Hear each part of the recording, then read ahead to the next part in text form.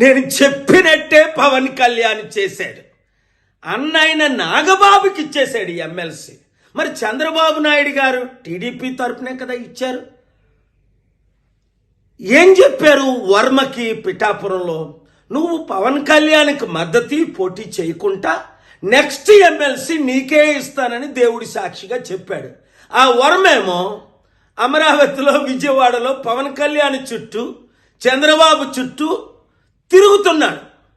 అయ్యా మీ మాట నిలబెట్టుకోండి అని.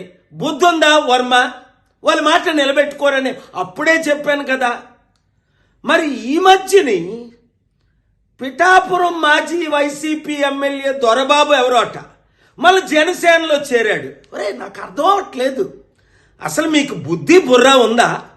2008లో ఇదే పవన్ కళ్యాణ్ చిరంజీవి ప్రజారాజ్యం పార్టీ పెట్టి 100 కోట్లు 1000 కోట్లు కలెక్ట్ చేశారని మనం అందరం విన్నాం.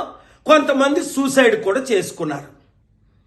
మరి అదే ప్రజారాజ్యం ఇప్పుడు జనసేనగా ఆవిర్భవించిందని అదే చిరంజీవి చెప్తున్నాడు. అంటే అర్థం ఏంటి?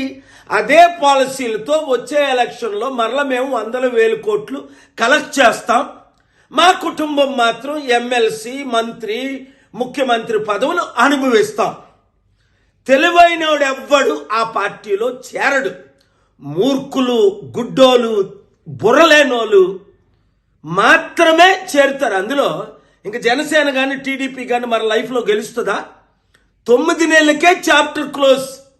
మొత్తం అంతా అవినీతి, అన్ని ఫెయిల్ అయిపోయారు అని స్పష్టంగా కనబడుతుంది కదా.